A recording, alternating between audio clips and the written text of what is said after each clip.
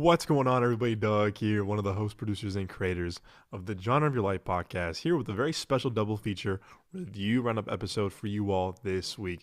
Oh, what do we have in store for you this week? We have my review, of course, of The Running Man and, oh man, Wicked for Good, two of the last movies that were on my most anticipated list of 2025. I mean, they were higher up on my list, of course, but their last two I need to check out before the year ended. And man, oh man, I am so ecstatic, excited. I mean, you name it, to review these for you all.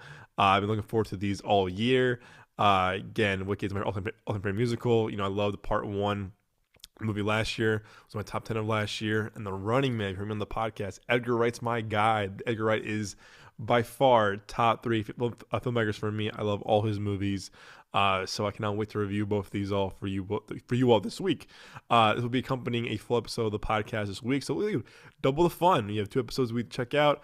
Might hold you over until maybe after Thanksgiving. I might have a double feature review for you. No, actually, I might have a triple one for you next week, because I'm a bit behind on my reviews for the Springsteen movie, as well as Die My Love and Christie. So if time's on my favor, on my side, or in my favor, share that for you all before the holidays, if not Friday of. Look out for that. Of course, guys, you can find this show on your favorite podcast platform, whether it's Apple Podcasts, Spotify, Amazon Music, or your favorite podcast platform. Of course, we have a full video show on our YouTube page, youtube.com/Midway Avenue Productions. We're on Spotify, Apple, YouTube, I don't care, Amazon. Please, we don't care. We don't mind. Leave us a review. Leave us a rating. Leave us a comment. We want to hear from you guys. Seriously, your feedback truly means the world to us. So don't be shy. Negative, neutral, positive. We'll take it. All press is good press. So don't be shy. Leave us a review and comment from the Apple Podcast side or Spotify. Again, don't forget to rate, review the show. Again, help us get to 200 ratings on Apple Podcasts. We need that. Hopefully, it's still our ongoing goal, of course. So help us out there, of course. And our other ongoing goal is 1,000 subs on YouTube, and we're at 860 right now, so we're so close. So hopefully we can get that 1,000 subs before the year ended.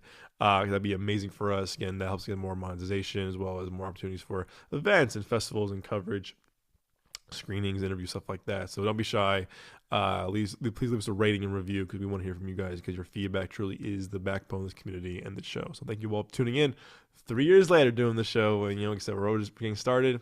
There'll be a lot more in store for you all as the more movies we get. And oh man, we have so much to cover for you all before the year ends in 2026. We have a lot to cover for you all. So thank you all for tuning in and riding with us these past 3 years. It's been an honor, and we love doing this show. Alrighty, folks, with that said, I had my reviews this week, I said, of The Running Man and Wicked for Good. Again, two movies I can't believe they're here. I can't believe they're already gone, too. I feel like there was what a year it's been. And I'm going to do this. So I'm going to start with Wicked for Good. And, on brand, on theme for my review episodes, these review around episodes, these bonus episodes, is that I picked the most films that are just so opposite each other, and of course on brand, my theme, and how Wicked for Good and Running Man are so different from each other. And let's start with Wicked, shall we? Because Wicked, like I said, I have a bit more, not specialness, but I definitely have a lot more is invested in this, I would say. That makes sense, because this is my all-time favorite musical. And like I said, last year I saw the film, I think, 3 times in theaters. The first movie was so special, so I've been eagerly waiting Wicked for Good. As you heard, I'm obsessed with this musical. I remember seeing it with my family when I was a kid in Chicago on Broadway. I love the music, I love the characters, I love everything about this. So since the last one came out last year. We went to the press screening last year. I've just been kind of counting down the days until a new one. But of course, Wicked for Good. Wicked for Good now follows now. Demonized as the Wicked Witch of the West, elphaba lives in exile in the Ozian forest, while Glinda resides at the palace of an Emerald City, reveling in the perks of fame and popularity. As an angry mob rises against the Wicked Witch, she'll need to reunite with Glinda to transform herself and all of Oz for good. Dun, dun, dun. So yes, this is if we were to follow the musical or the stage production, this is the second act, second half of the show. We had our intermission for a full year, and now we're here. As you know, the last movie ended with a powerful, and I mean powerful, excuse me, performance from the amazing Cynthia Erivo with Defying Gravity. So again, what a way to end that first film. So yeah, it's been a year. So again, as someone who loves musical, if you heard my glowing review last year of the movie of the first film, I'll start off with this. This movie for sure did not disappoint. It is still wickedly delightful in every magical way. With that said, I don't think it's as strong as a film as the first one is. And I don't think the pacing or structure is as strong as the first one either. I think the first one had a bit more of a better rhythm and structure to it, if that makes sense. Or a better pace to it, I would say. This one, I would say it takes about 30-ish minutes, give or take, to find its footing. But once it does, it's full steam ahead. Don't get me wrong. But the first half hour, you definitely feel a little bit of like, okay, like how long are we with this? How long is it gonna happen? X, Y, Z, da, da, da. But again, I think that's kind of how it was on the stage play. I remember I saw stage play a long time ago, but again, it stuck with me ever since though. But I do think a lot of the more, quote, no pun intended, popular songs are in the first half of the musical, where the not so well or popular songs are in the second half. But there's still plenty of amazing songs that I was singing along with in the second half. But the first half is definitely front loaded with Popular and Defying Gravity and The Wizard and I mean, you name it. So that is something that definitely to be aware of if you are not familiar with the stage play, or sorry, the musical, the stage production at least. I'm gonna keep this non-spoiler too, because again, even Nicky and Moses haven't seen the play, so they didn't know about the second half. So I'm kind of keep this on the down wraps for you all until we do a spoiler review maybe next week or the week after. So again, if you haven't seen the stage play, don't worry, it's gonna be a non-spoiler stage play, musical, stage production. This would be non-spoiler, of course. But with that said, again, Cynthia and Ariana are just so perfectly casted in these roles. I mean, looking back on I feel like a couple of years, we're gonna look back at this and like, damn, they were casted perfectly. And John M. Chu's direction is still very sharp. It's very witty. It's very apparent. It's very powerful still. But really, Cynthia and Ariana just really bring these characters to life, and kind of how both Dina Menzel and Kristen Chenoweth did on the stage production of the musical. And when you're watching them, you're just like, oh my gosh, they're putting everything they have into these characters, and the music is just, again, it's still like just iconic and it's magical, no pun intended. So after the first 30-minute, I would say, slump, I would say the movie really just goes full ahead. And again, I would say in a way it's a bit more. It's definitely darker than the first movie, the first act. I'll say that much. And also, again, not to be keeping this non-spoiler as much as possible, this is also the second half has a lot more tie-ins to Wizard of Oz. So if you are a fan of Wizard of Oz, you'll for sure appreciate kind of how they tie in Wizard of Oz and how they utilize the approach and the angle of that. And to me, it's really fascinating. I'm like, when I'm watching, I'm like, that's right. And there's certain things I forgot where I was like, oh yeah, that's right. This happens because this happens, or this happens because X, Y, Z happens, and this person. So again, I do like remembering kind of things that I remember from the stage production where I'm like, oh yeah, that's right.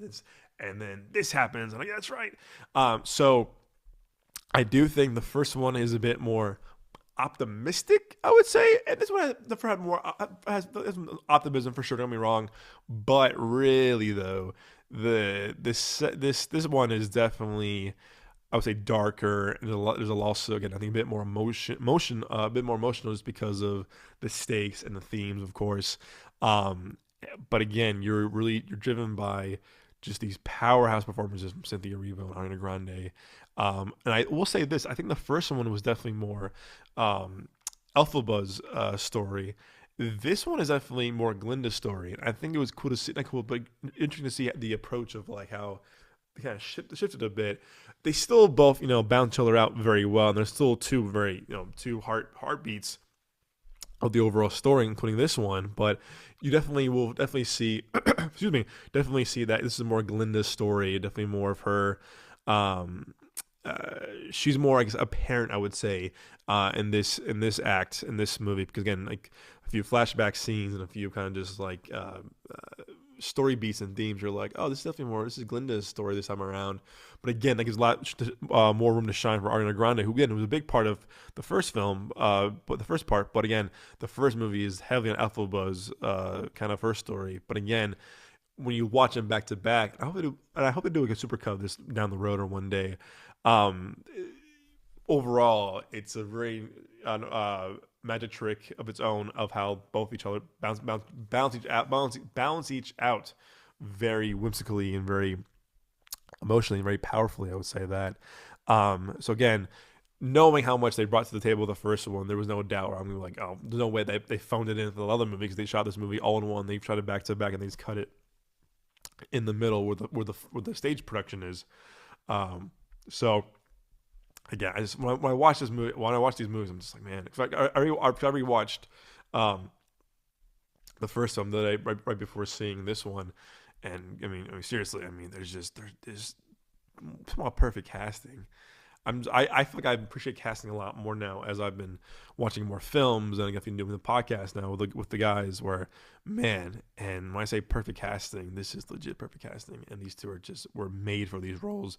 As someone who wasn't a big Ariana Grande fan as an actor, I was like, really, she's playing Glinda?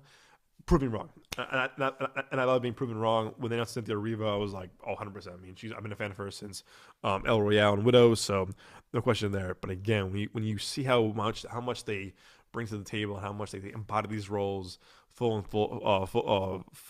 it's like, yeah, they were made for these, and they were perfectly casted. So that's definitely one of the strengths of the movie. The supporting cast in this I thought was really strong. I still don't like Jeff Goldblum as the wizard. He's still in that little that kind of Jeff Goldblum isms where I'm like, dude, you're playing this. You're playing Jeff Goldblum. You're playing Apartments.com Jeff Goldblum still in this wizard. So I think that's one thing I kind of carry over from the first movie, where I was like, yeah, I'm not really still impressed by Jeff Goldblum as the wizard. Because I was very open about that in the first film too, where I'm like, really, it could have been anybody. But yeah, there's parts where he definitely shines. He definitely has more musical numbers in this one. And again, no spoilers, but how his character has certain ties to certain other characters, and how like there's a realization, I'll say, about that.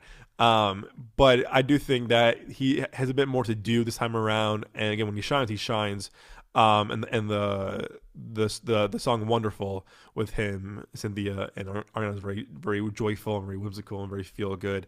So even though I don't love him as the wizard, I thought he definitely had some strengths in this movie, in this part. And Michelle Yeoh, who I adore, I'm a huge fan of her as an actress.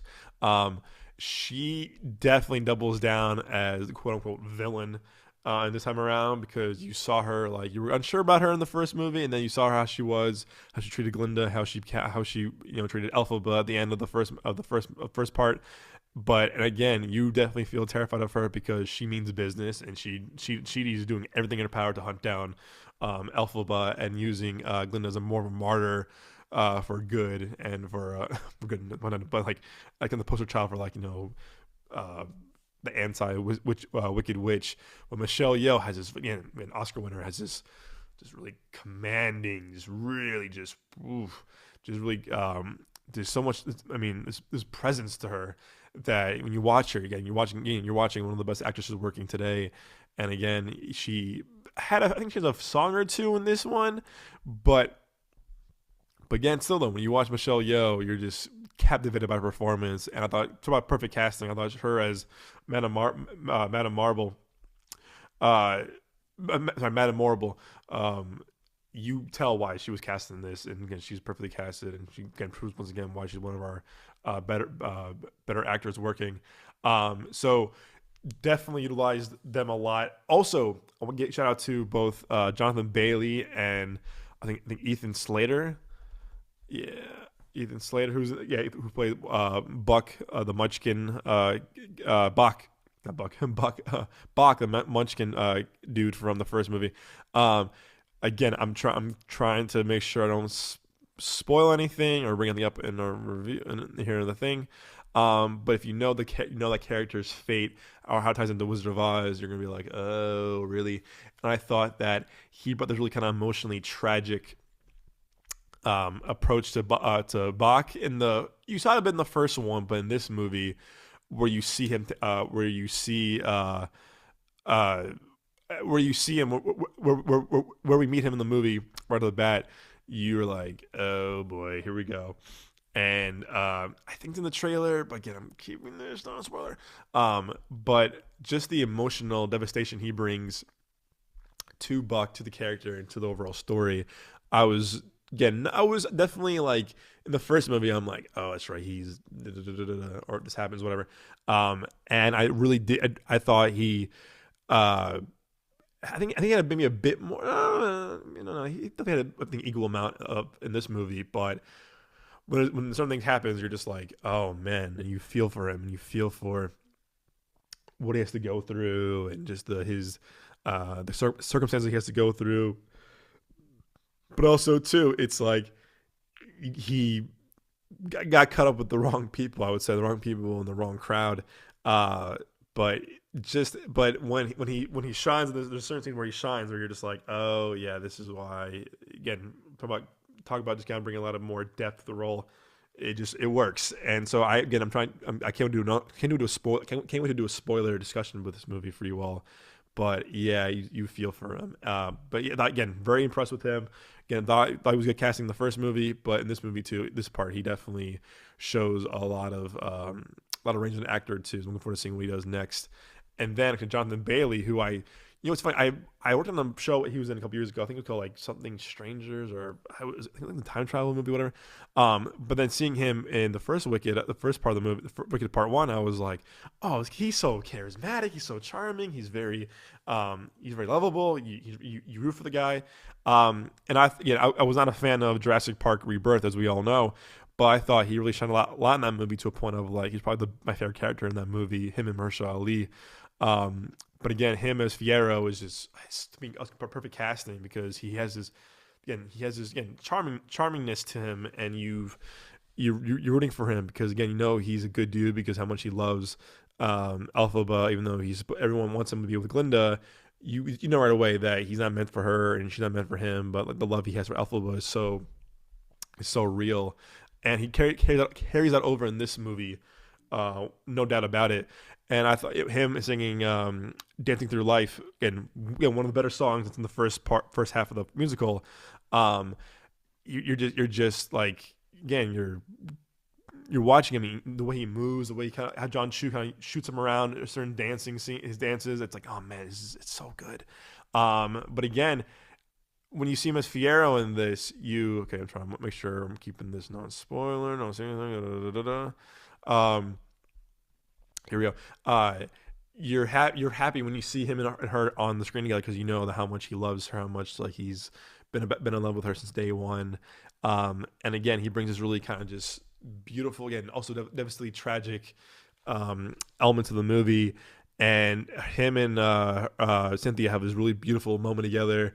Someone says, "Oh, it's like Shrek. It's like Fiona and a human." It's like I heard that at the press screening on Tuesday. I was hearing on like Twitter and TikTok too. It was like, oh, boy, a great scene between a human and Fiona and an ogre. I was like, oh, come on, guys, don't be mean. It was kind of funny, but I was like, oh no.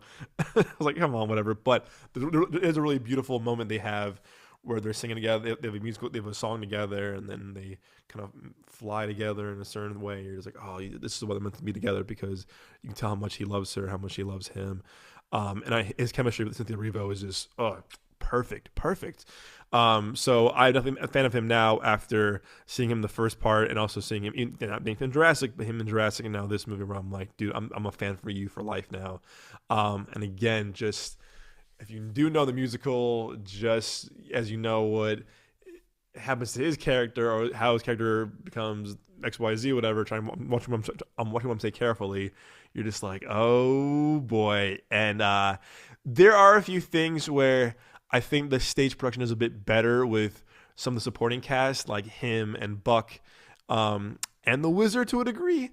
Because I was in my head. It was when there was certain things happen. I'm like, why haven't we seen X Y Z yet? Why hasn't this shown up yet? And I think the stage production did a better job. 'Cause I remember having a really visceral reaction to certain things and certain people when things happen. As I remember as a kid, I was kind of disturbed in a very, I think, not creative way, but very just like, oh, wait a second now, like, hold up now. So, but with this, I I thought that they kind of, I don't say rushed, but it goes back to my pacing thing where I was like, some things are paced well in this movie, some things not so well paced, but there was a for a while I was like, okay, we've seen this thing happen. Why haven't we seen this person or this thing happen yet? And then when they finally do, you're like, where was this like 30 minutes ago? Where was this 20 minutes ago? And I guess maybe because it was keep the story going. But I think the movie should have taken a few notes from the stage production and been like, no, let's show this now, and then let's work around it. But I think the film takes a few creative liberties when it comes to like revealing some consequences and actions and certain character reveals and arcs and etc. So I was like, ooh. And then when you do see a certain character, my friend Nino, friend of the show Nino, who's one of the funniest people in the world, started laughing. I started laughing too because I was like, oh, that didn't look that great. And then Nino goes like, oh, I love my men who are a sack of potatoes. And it was kind of funny because I was kind of funny because I'm like, that guy looks like that. And I think certain characters look better than others of like, visual effects and practical effects. And there's a certain character where I'm like, is this why we haven't seen them in a while? So like, it didn't look that great. It still has it's still a bit of an emotional impact, but I was like, this could have looked a bit better. I mean, the budget you have, the time you had, this could have looked a bit better, just personally speaking. But it didn't bother me too much. But I was like, it looked better on the stage production. That's why I give the stage production a bit um, more of a heads up, or more props, I would say. But again, he's very again he. There's certain scenes where you're like, oh man, he pops and he shines. Okay, this might be this has been on the uh on making this kind of headlines, whatever. Yeah, there's Colman Domingo, who I'm a massive fan of, who I'll mention this in Running Man. Um, a huge deal of like, oh my gosh, he's the Cowardly Lion. This might be a bit of a spoiler. I was kind of just much ado about nothing. Excuse me. I would say like I know they're like, oh my gosh, we have a huge actor playing the Cowardly Lion, and I was like, who's gonna be? And like, oh, Colman Domingo. Oh, Colman Domingo. Would I say he's an A-list? No, but he's definitely someone who's becoming more and more noticeable and gets a lot more recognition. I think as with each project he does. I'm a huge fan of him as an actor. Excuse me. But when you hear him as the Cowardly Lion, you're like, that could have been anybody. I was like, why have him and his amazing talents voice this character? Because again, it kind of feels very underutilized and not so well developed. So I was kind of like, okay. And this might be a spoiler, I apologize. He doesn't speak much in this movie where I was like, why did you get Colman Domingo? It could have been really anybody, or it could have been any kind of actor, both major or minor. Um, A-list, B-list, C-list, doesn't matter. But I'm like, okay, so it was kind of a waste. It kind of like big hype for nothing. So I was like, okay. But I mean, it's cool when you hear him, but it's like it didn't really add anything to the movie where I was like, oh, okay, whatever. But like I said, not as strong as the first movie. Again, I think the first, like the stage production, the musical itself the first half is a bit stronger. But I was kind of surprised that the reviews weren't as glowing as the first movie was. I thought it was probably equal. Again, they're shot at the same time. Like it was how it is. And usually, I think people like the second half more, the first half, and in movies with like part one, part two, whatever. Is a bit strong, or more of the actions is in part two. And yes and no to a degree. But I don't think, I mean, seeing the reviews of this not as strong as the first kind of surprises me. But also, I can see the critiques of the pacing and the criticism, and maybe some certain story beats that are changed or altered a bit, where I'm like, okay. But as a fan of the musical, someone who, again, this is my favorite, all-time favorite musical, like I said, I still had a great time with this movie a lot. Again, I don't love it the way I loved the first movie, but I still liked it a lot, to a point I can't wait to see it again when with my family and with friends, and owning this on vinyl when it comes out on vinyl. I still had to buy the first one on vinyl. But again, I walked away very satisfied, where I was like, okay, they still had a lot of magic, lot to say, lot to offer still. And again, a lot of it is because of John M. Chu's direction, and just the beautiful pairing of Ariana Grande, Cynthia Erivo. So I think I gave the first one 9.5. I would give Wicked for Good a solid 8 out of 10. Really, I'm there, because again, if I was broken hearted about this, I'd be like, yo, you broke my heart, guys. Oh my gosh. But I didn't feel that way at all. Just getting after that first half hour kind of hump or hurdle definitely takes a minute, but once you get over it, you're like, okay, here we go now. So someone who loves the musical, I would give Wicked for Good. It's 8 out of 10. And I'm looking forward to watching both of them back to back, or all as one big super cut. And now, honestly, it makes me rewatch The Wizard of Oz. I think The Wizard of Oz in like forever. So after seeing these movies, I'm kind of like, maybe it's time to do a Wizard of Oz rewatch. So, guys, Wicked for Good, I give it a solid 8 out of 10. Moving on to the next film, also with Colman Domingo, and this is The Running Man. The Running Man, no doubt, hands down, was definitely my most anticipated movie of 2025. Like I said, Edgar Wright is, I would say, top favorite filmmakers of all time. My dad showed me How to Flush Out the Dead when I was a kid. I was just like mesmerized. But I fell in love how zany and wacky and hyper violent they were. I'm like, oh my gosh, these movies are crazy. But I just loved his style, his partnership, with collaboration with Nick Frost and Simon Pegg. And my thing really was solidified me as a fan of his was seeing Scott Pilgrim in 2010. With some friends in 7th grade, and I remember seeing the trailers for that, and I was like, this looks pretty bad. But it was like, oh, the guy who made Shot of the Dead and Hot Fuzz, and I'm like, I like those movies a lot, but it was bad trailers, and I was like, I don't know. And I remember seeing that in the last weekend it was playing at our local AMC River East 21, and I remember 20 minutes in, I was like, yo, I love this movie. And you heard me on the podcast, I love being proven wrong about anything. But when it comes to movies, I love being proven wrong about movies any day of the week. So that, I was like, oh, now I just love Scott Pilgrim. It's probably maybe top 15 of all time. I can watch the movie over and over again, never get old of it. I have the soundtrack on vinyl now. I love the music. I love how goofy it is, how funny it is. Again, the action, the romance, it just works. It's a very cult classic now. Later, and people my age, people a bit older, love that movie so much. So yeah, that's when I was like, okay, I'm a fan of Edgar Wright. I love Baby Driver. I remember seeing that like months before it came out at a screening at ASU, and Nick and our other friends were like, "What? This was crazy," because it was kind of like it was a big surprise, and we saw it before all the trailers came out, the marketing came out, so the very early waves of the love for Baby Driver. Love that movie. Last Night in Soho, good, not great. I wouldn't put up there with kind of like my Mount Rushmore of movies for him as a filmmaker, but it's still a very well done movie, and it was different for him too. It wasn't his kind of style of movies. It was a horror movie. It was darker. Excuse me. So I gave him props for kind of doing something different. I think it was still in my top 10 of the year, but I didn't love it the way I love Baby Driver and Scott Pilgrim and the Cornetto trilogy, which is Hot Fuzz, Shaun of the Dead, and World's End. So with this, I was like, ooh, an action Stephen King adaptation. Glen Powell, Edgar Wright, Michael Bacall, his co-writer, who also co-wrote Scott Pilgrim with them. I'm like, sign me up. I thought the trailers were great. I love Glen Powell. I love Colman Domingo. I love Josh Brolin. I'm like, okay, how's it going to work? And I was hyped for this movie, all the trailers and marketing. But then it was weird. I remember the first reactions were like, oh, like out of this world, positive and amazing. I'm like, oh, it's going to be great. And then when the review embargo dropped last week, when the movie came out, people were like, nah, wacky, lame, kind of boring. And I said, what happened? I'm like, oh no. That was the first time I saw reviews not so favorable for Edgar Wright. And, his movies are usually the mid to high 80s, if not low 90s. Rotten Tomatoes, I'm like, this is different. And you see right now on Rotten Tomatoes that 66 critic, still audience at 79, so still pretty high. But I was like, oh, this is a bit lower for him. And I'm like, is this a misstep? And I was hearing people who I admire, who I like a lot, from critics and, other colleagues, and it's also non-spoiler for this review as well. And I'm like, oh no, this is his first mishap.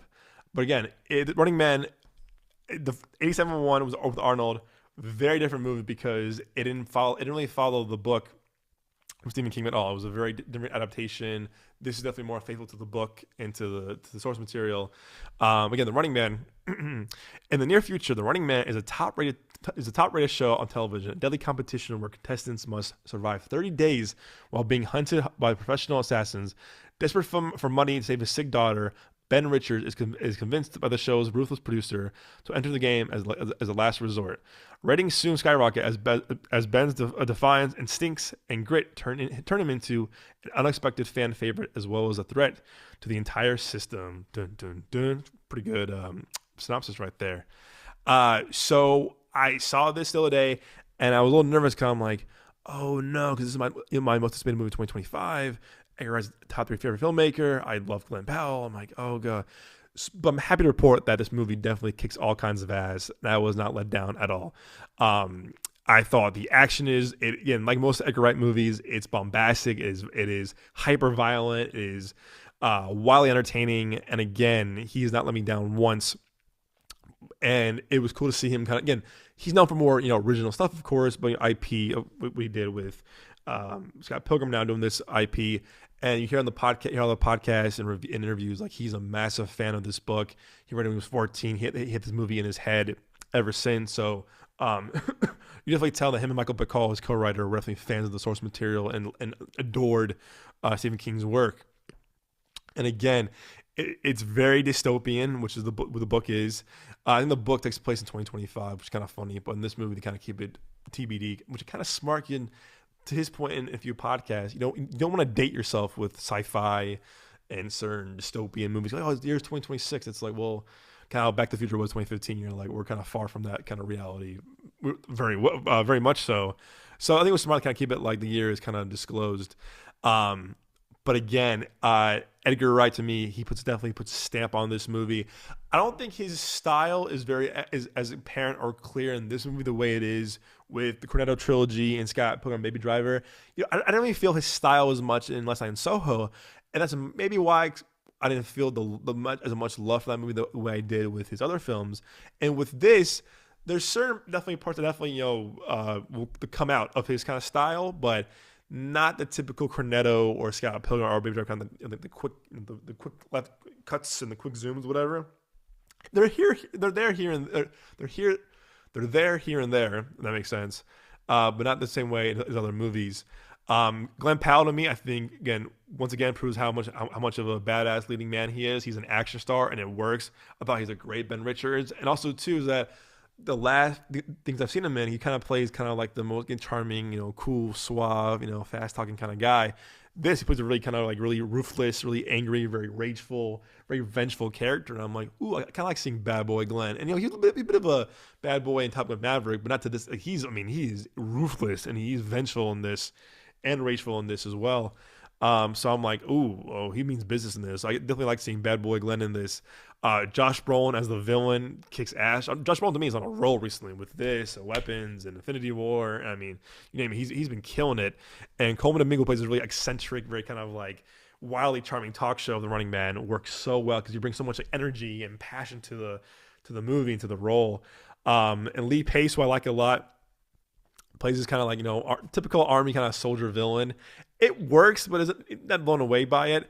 But really, it is Glen Powell's movie through and through, and he shines. And I think he and Edgar Wright work very well together. It'd be cool to see him kind of work again with them down the road. And also, too, seeing Michael Cera back with Edgar Wright made my Scott Pilgrim heart so happy. I was like, yes, the boys are back, reunited. The violence in this, like I said, it's ultra violent, like a lot of his movies are. It is wild. It is bombastic. When you see how certain people get murked or get hunted down, you're just like, dear Lord. But again, if you've seen Hot Fuzz, you've seen World's End, you've seen Shaun of the Dead, you've seen Baby Driver, you know that violence definitely comes with his movies. But this is why we love Edgar Wright films. With all that said, I don't think it's top tier Edgar Wright either. I definitely would put the Cornetto trilogy, Baby Driver, and Scott Pilgrim over this. But I would put this in the same kind of category in terms of like movies that he's made with like Last Night in Soho, movie that I definitely was fond of, but I don't love it the way I love these other movies. So I would probably put this above Last Night in Soho, his filmography, just because I'm like, I think the first two acts are strong. They're very tight. They go boom, boom, boom, boom, boom, boom.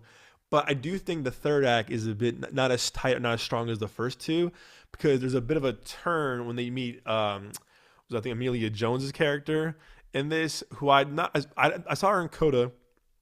She was good in Coda, but she kind of feels miscast, or her character was not needed whatsoever. When we meet her, it's very late in the movie. And I'm kind of like, why are we meeting her again? And I was hearing a few complaints before seeing this, that the third act kind of goes a little not off the rails, but in a different direction. I was like, yeah, I definitely agree with that, because I'm like, when we meet Amelia Jones's character, you're kind of like, excuse me, I'm kind of like, yeah, for why should, like, what's this again? So I don't think she was needed in the movie, because it kind of halts the movie altogether. You're like, can we meet her, and really, why is she in this again? And when you look back at it, you're kind of like, she didn't really add much to the movie, both her performance or character. So I think maybe she could have been written out. And the third act, it's a few liberties where I'm like, okay, I'm not liking this, but I still appreciate where you're going with this. But to me, the overall, it still works through and through. So I was kind of surprised that it was getting the reviews it was getting. That has a lot of social commentary on just the class system, of course, and a bit of kind of just like how we view entertainment as a spectacle, and how we view it, like, again, this was written before Hunger Games and Squid Games, but for sure has kind of like a Squid Game and Hunger Games kind of feel to it, kind of dystopian, how we watch violence against humanity for entertainment. And it's definitely disturbing in its very own way. So definitely, Edgar Wright definitely kind of touch on those subjects for sure in a very polished way, I would say, within the movie. And Josh Brolin plays this diabolical TV executive who's just such a prick, and you're just like, again, he plays a good villain a little too well, if you ask me. But it works. Again, the soundtrack's definitely there, like most of his movies are. It's a killer soundtrack. The opening song with Sly and the Family Stone Underdog is a great song to open to.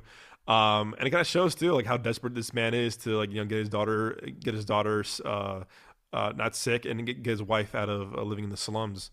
So it definitely works. And I think if you're a fan of the Arnold one, you'll like this one, too. But if you're in the book, I think you'll appreciate what Edgar Wright and Michael Bacall did, keeping it pretty faithful to the source material. But yeah, guys, this movie was bonkers. It was bonkers. But to me, I'm like, this is why I love Edgar Wright, because of how ruthlessly bonkers and how wildly entertaining his movies are. And I kind of miss this with Last Night in Soho, where I'm like, oh, I miss this kind of Edgar Wright. But again, massive fan of him. Like I said, it's not a top tier Edgar Wright. I still had a ton of fun with it. I want to see it again, actually. I might see it this weekend. Probably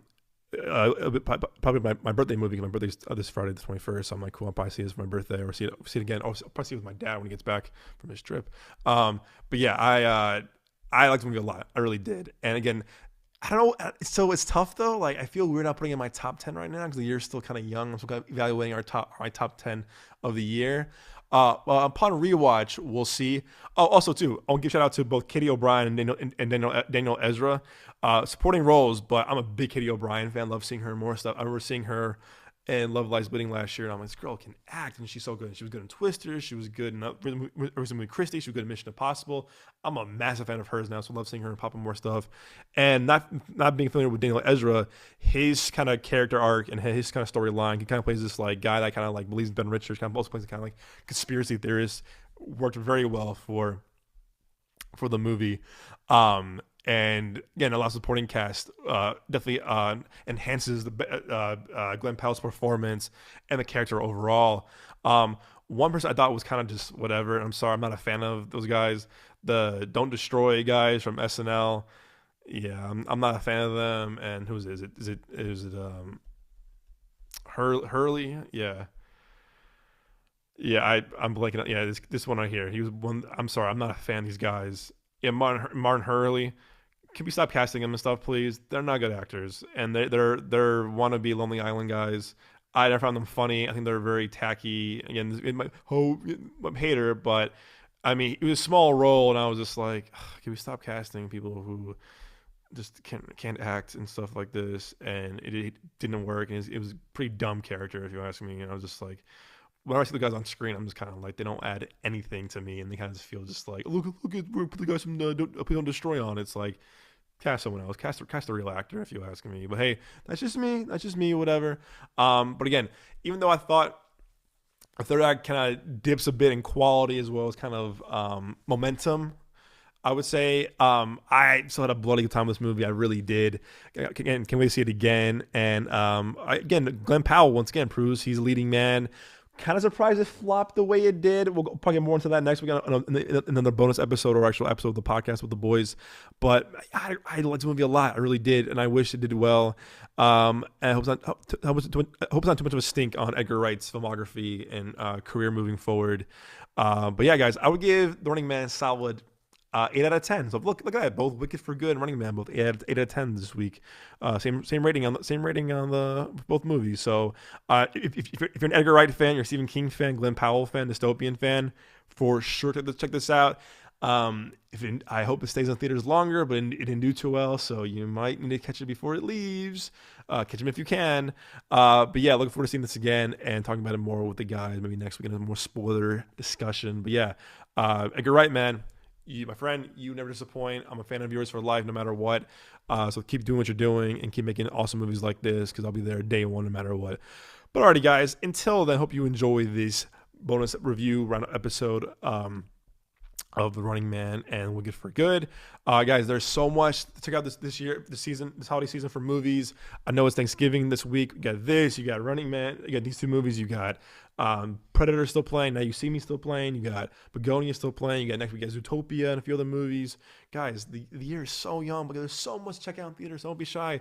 Do your part. Go to the cinema. Get a big pop and get a big icy, please. The theaters need our business more than ever. And always support local cinema and support movies on the big screen. Because again, both these movies deserve the big screen treatment and deserve your price of admission for the big screen. But again, that's just me. But until then, guys, have a wonderful mid-November. If we don't hear from you for Thanksgiving, have a wonderful Thanksgiving. But till then, my friends, as always, we will see you guys at the movies.